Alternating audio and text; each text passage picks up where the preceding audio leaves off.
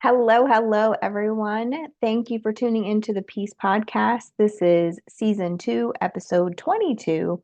Just give me space and grace in parenting, whatever that looks like.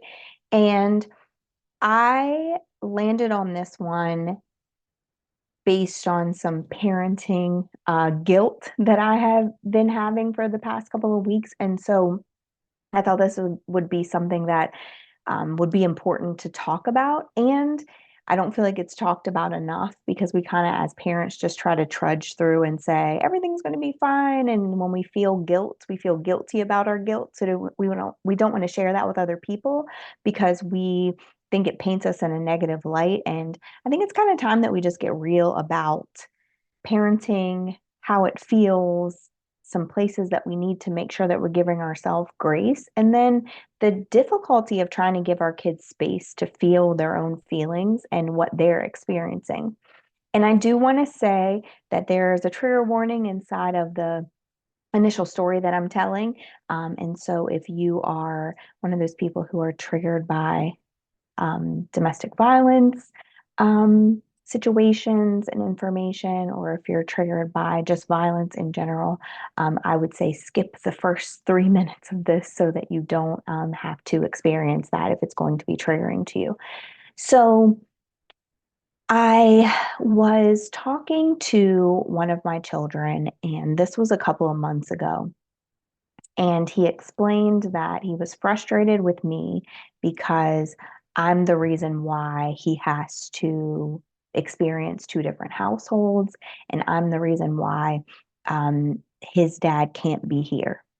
And that was a gut punch to me. And as I sat there listening to him detail and explain his experience and how he felt, I started to feel myself getting frustrated and defensive because, yes, that was true for him. He remembered the time that his dad had come to the door, and he remembered me having to shoo him away, and he remembered me telling his sister to go into the room with him and to stay there. And I don't normally share like the traumatizing parts of my story because I don't like to paint myself as a victim in the situation, though I still chose the partner that I chose, so I tend to err on the side of the survivor story. And I think it's really important to share those pain points that we've experienced because I think that it's important for us to understand that we're not the only ones who are experiencing these things. And so, what he remembered was my dad came to the door, you told him to leave, and he never came back. And so, based on that, he had the idea that because I told him to leave and he never came back, that it was my fault that we weren't able to be what he thought was this happy family where he would get to just live in one house and he would get to experience what he envisioned as normal. What he didn't know, and what was the experience of pretty much everyone else who was in that situation except for him because his naivety and also his just age in the situation and not really truly understanding what was happening.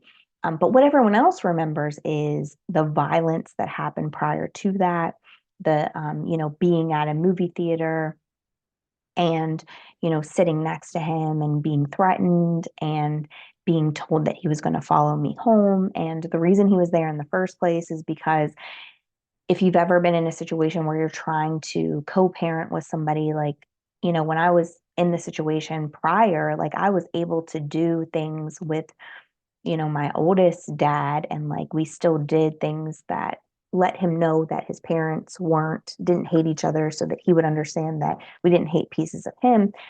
But that's not always the case. That's not always the way that the situation lends itself to be after you've separated. And so in this situation, I had told him we're going to the movies.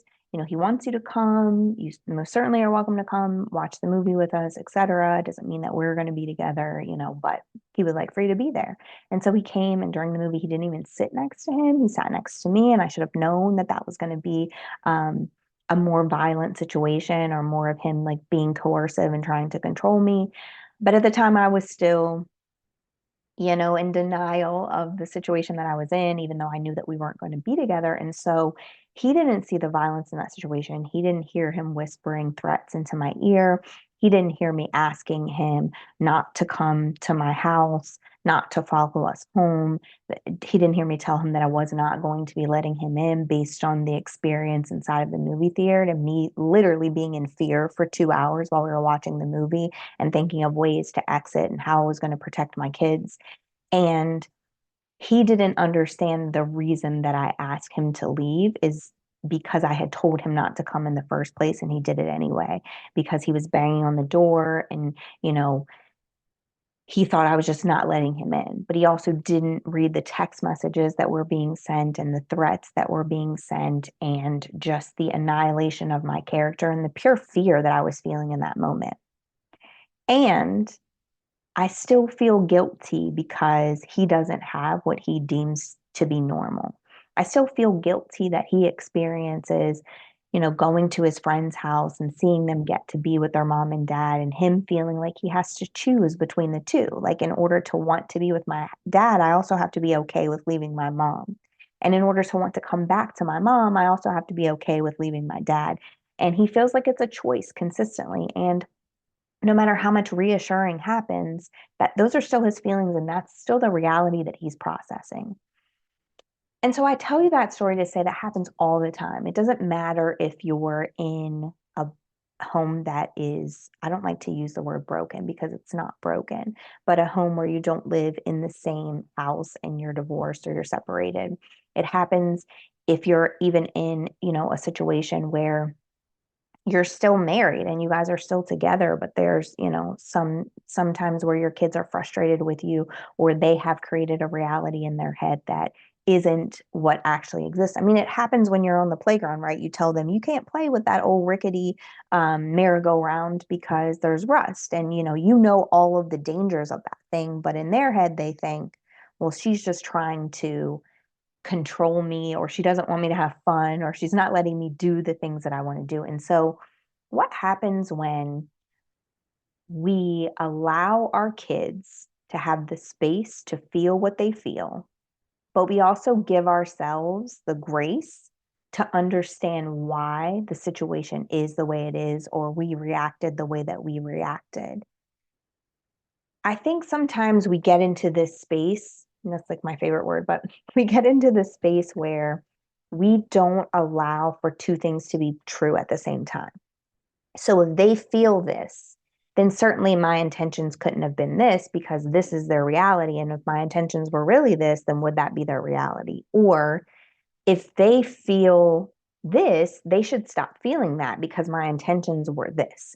And it's just not a feasible environment to expect somebody's reality to change because of your intentions, or to question yourself with every move you're making because of somebody's feelings about what the situation ends up being.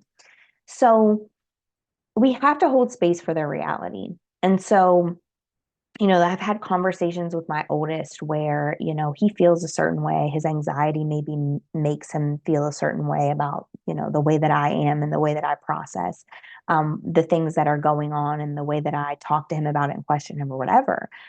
And that's his reality. His reality is that sometimes I can be annoying. His reality is that sometimes I can be overbearing. His reality is that sometimes, I'm controlling in a sense that I want to know what's happening at all times. And he also has space to live in that reality. He has space to think that that is what's going. He has space to feel however he wants to feel about me because I can't dictate his reality. I also know that he's not a parent yet. So he's not going to process things through the lens of a parent's eyes because he's not a parent.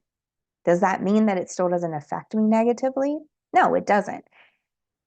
Because the reality is when he says things like, this is bothersome to me, or this is kind of annoying, or, I don't like the way you did this, or I have anxiety around this thing, and it's probably because of you, because of the way that you did this, this, and this, it still hurts my feelings. Like, it still feels like he doesn't understand what I'm doing from my end. And I also have to give myself grace for what I was going through and the level of push that I was experiencing, internally to create this space, right? And so, if he's annoyed that I'm questioning him, he might not realize that something that I hold highly valued is communication. Like in an effort to perform my mom duties at the ability at which I like to perform them, I have to have high communication so that I know what's going on at all times because I can't perform my job to the best of my abilities if I'm lacking information. And so I start those conversations in order to get the information so that I can operate in the space that I need to operate in. And in turn, the reality that it creates for him is he gets annoyed by the questioning, etc. So I don't go to him and say, well, you shouldn't be annoyed. But I might say, well, the way you said that was kind of mean. Like, I don't really think that that was like necessary to say it that way. And I still hold space for the fact that you feel annoyed by me needing to know all of the information all of the time. I annoy myself with that. And I'm not going to change that because the way that I have gotten to this point, the way that I have gotten to a space where I'm successful in my career, that I was able to buy a house, that I was able to get out of the situations that I was in, was to have all the information and ask a ton of questions. And so I'm not going to stop doing that because it annoys you. I might ask you to communicate with me differently so that I can have what I need and you feel like you're being questioned less, but I'm not going to stop acquiring the information. So I'm going to give you space to have your reality, but I'm also going to give myself grace for the creation of this reality. You know, my oldest will probably tell you, and I'm not even going to say probably because I know that he will, that he wishes that I would have like found a husband and like not put him in situations where he was like meeting different boyfriends and like getting close to people or whatever. I know that he will tell you that because he's told me that. And that's his reality and he's allowed to feel it. He's not allowed to be, disrespectful about it, but it's his reality and he's allowed to feel it. And my reality in that space is that I was operating with the wisdom that I had at the time and that I was choosing people who weren't right for me because of the unhealed wounds that I had. And so I was trying to make sure that they had a father figure in the house. And by doing that, he developed trust issues when it came to men just because I was constantly um, trying to work toward my goal while also being a good mom to them. And, because people left or because I was choosing people that weren't right for me, then the situation lent itself to him being hurt in the process because people were leaving him too. Now I'm going to hold space for that reality for him. I'm not going to say, that's not what I was doing. I'm not going to argue against the way he feels. I'm just going to say, you know what? I understand why you feel that way. And I also hold the space for you to feel that way and give myself grace for creating that reality for you because I know what my intentions were inside of it. My intentions were to make a household that allowed you to see a father figure inside of it. Though he had a dad outside of it, his dad was very present. I still wanted to make sure that he saw, like, how does a man treat his wife? How does, a man navigate, these things? A man who just sees the trash overflowing and picks it up and takes it out and all of these things. But those weren't the men that I was bringing into his space. So, I wasn't providing him with what I intended to. And I did create his reality, but I'm not going to feel shame about that. I'm not going to hold myself to the flame for that because I know what my intentions were. And I also am considerate and empathetic of the feelings that he feels.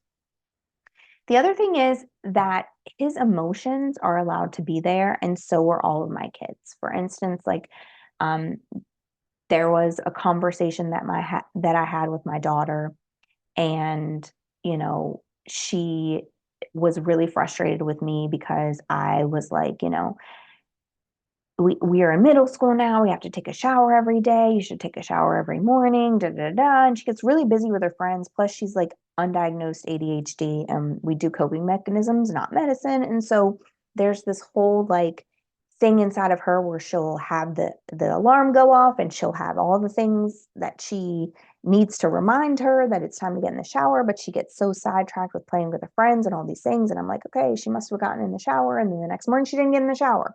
And that's something that I value. Like, you have to get in the shower every day, you have to be clean, whatever. And I made a comment to her in front of one of her friends, and I saw her, visibly saw her shut down. So when she got out of the car, my natural instinct was to say, well, if you got in the shower every day, then you wouldn't be embarrassed right now. But I didn't say that. I held space for her to have an emotion. So I said, it looks like you got a little bit frustrated with me and you shut down. Like, what happened there? And she said, my friend was in the car and you said that. And it's very embarrassing when you say things like that. And I was like, oh my gosh, I didn't even think about it. Like, I didn't even, because she said, this is the second time you've said that. And I said, oh my gosh, I didn't even remember saying it before. I'm really sorry. I could see how that was embarrassing. And I still need you to remember that when your alarm goes off, it's time for you to get in the shower. But also, I understand why that would have, embarrassed you.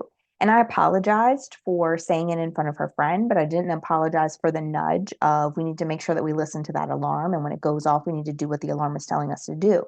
But I held space for her to have that emotion. I didn't argue with her. I didn't say, well, I wouldn't have had to say it if you would just, like, I just said, you know what, you're right. Like, I didn't, and there was still grace inside. Like, I could have guilted myself all day for making her feel the way that I made her feel.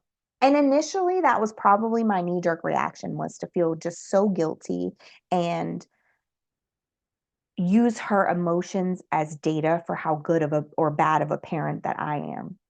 But instead, I just said, she's having an emotion right now. She's allowed to have that emotion. And I'm also allowed to nudge her to do things as a parent that I know that she should be doing. And so, just because they have emotions doesn't mean anything about you as a parent. It's oftentimes that way, when we're dealing with people in our lives. Like, just because they feel a certain way. I mean, I was just in traffic earlier and I didn't turn when the guy behind me thought that I should turn. And like, he lost his mind. I'm talking window down, pointing out the window, screaming. His face was red. And I just looked at him and thought, man, I wonder what he was dealing with before he got behind me, because he apparently is having a bad day. His emotions don't make me a bad driver, right? I'm a very cautious driver, and perhaps he wanted me to be an impulsive driver the way that he clearly was. But it didn't mean that I was a bad driver. It just means that he was having a bad day and he needed to get somewhere a lot quicker than I was allowing him to. It didn't change anything about me as a driver. And the same thing is true of parenting. Like, just because your kids have an emotion about something that you've done or said doesn't necessarily mean you have to assess your entire parenting style. You might just have to apologize for that specific thing or be more mindful of that specific thing because it's something that they're sensitive to.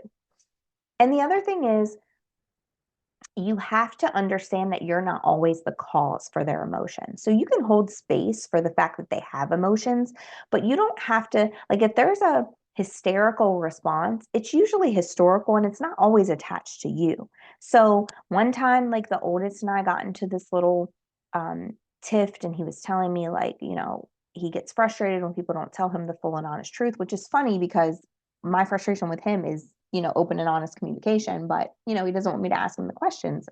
And when he said that, I realized that it wasn't me that he was having this big reaction about. Like, I was a piece of it, but that something had happened. And later I found out that that was the case. And so sometimes you need to assess the situation and realize that if there's a hysterical reaction, it's probably something that they're attaching it to from historical incidences.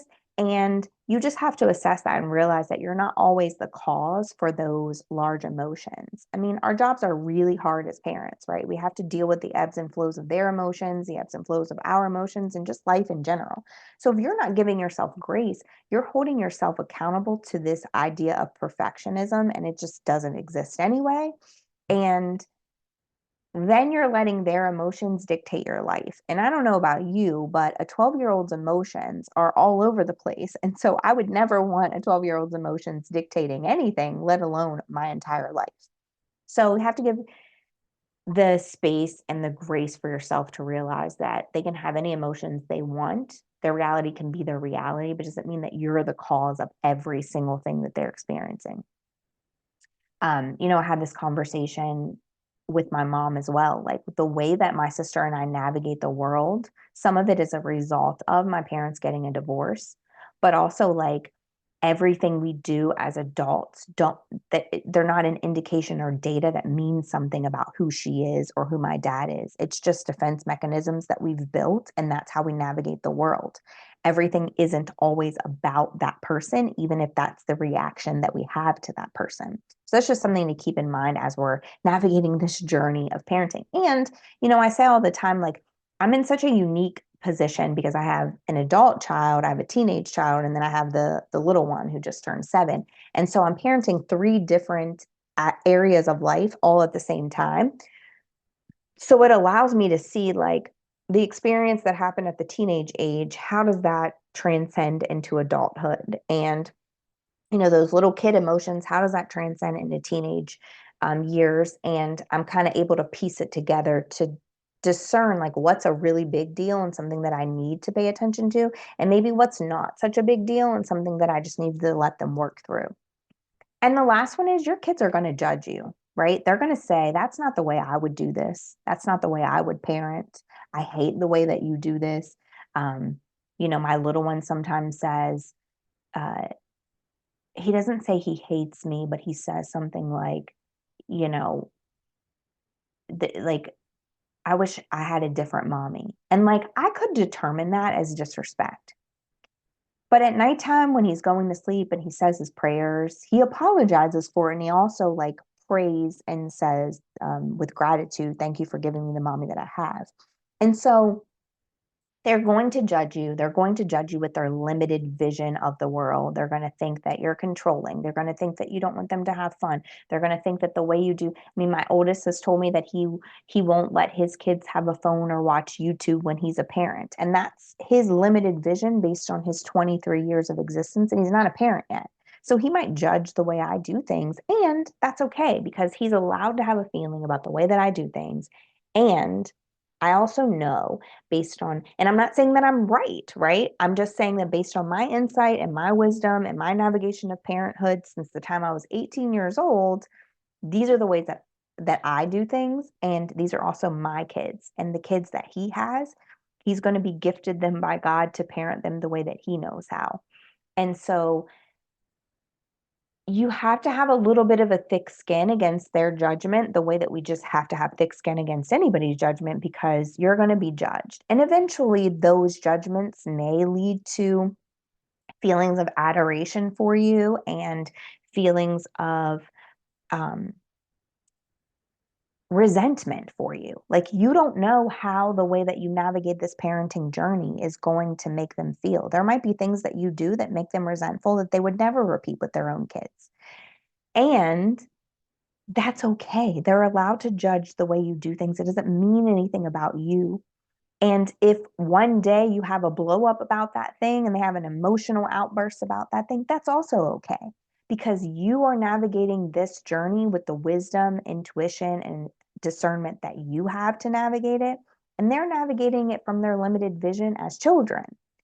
So if we give them the space to feel what they feel, without being disrespectful and saying it in an ugly way, then we're telling them that the reality that they feel is accurate, but we're also teaching them.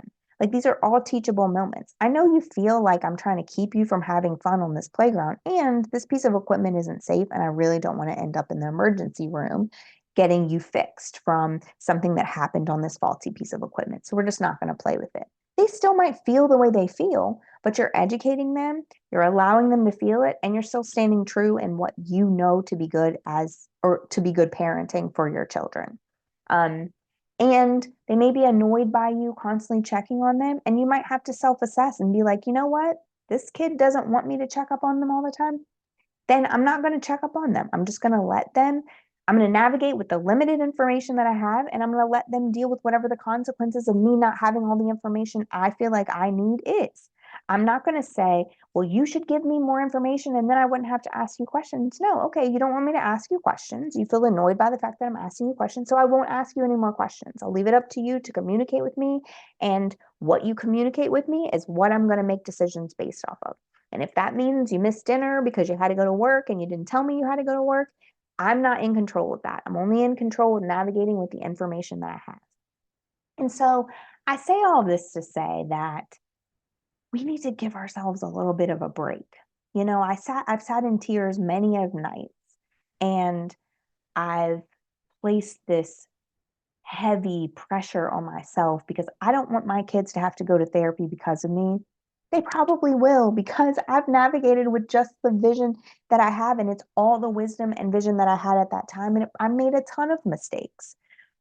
And I don't want them to hate me and be distant from me when they're older, but I also can't control that either. I can only control what I can control, and that is navigating this journey of parenthood the best way I know how, apologizing when I make mistakes, and walking in what I know are the things that I value as being a parent to these children. And if that ends up with, tough conversations down the road or therapy sessions for them because I didn't do it exactly the way that they think that I should, I'm going to hold space for that to be okay, just like I'm going to hold my grace for myself to navigate this journey the best way that I know how, and with the insight that God has given me to do it the way that He wants me to do it. And that's all I got. Like I can read as many parenting books as I want to read. I can enact as many, great parenting tools as I enact. But at the end of the day, I can't control how they feel about me when they become adults. And I can only navigate from what I have to navigate from. And I have to be okay with that and give myself grace and love and tell myself you're doing your very best, your very best. It might not be perfect. It might not be what other people deem as the very best, but you're doing your very best, and that's okay. So if you're one of those parents who are putting high pressure on yourself, please, please, please give yourself some grace today. If you're one of those parents who are trying to change your children's perspective of you and put pressure on them to change their reality, give them some space to feel and be. Their feelings are fleeting. The way that they see the world is going to change a million times over before they become adults. And even if they are adults, it's going to change a million times over again. And so giving them the space to do that and imparting wisdom when they ask for it is all you can do for that. Like, you can't change how your kids feel about you. And I think oftentimes we want to make sure that we're perfect parents so that our kids think that we're perfect parents, so that when they get older, they're like, oh, I had the best, mom ever. Because if they have a negative feeling about us, then we're scared of what that means about us. But if you truly are doing the best that you can with what you have right now in this present current moment, then you're not going to be able to control that. And you can also sit in that and be confident in that you did the best that you could, regardless of how they feel about what you've done. Take some self-assessing, it takes some self-reflection, it takes some getting 100% real with yourself, but that's exactly how you have to navigate it. So if you value this message and you think that it is something that someone that you know needs to hear, please share, send them over to my social pages. Go ahead over there. If you want to reach out to me directly, you can send me a DM on any of those platforms.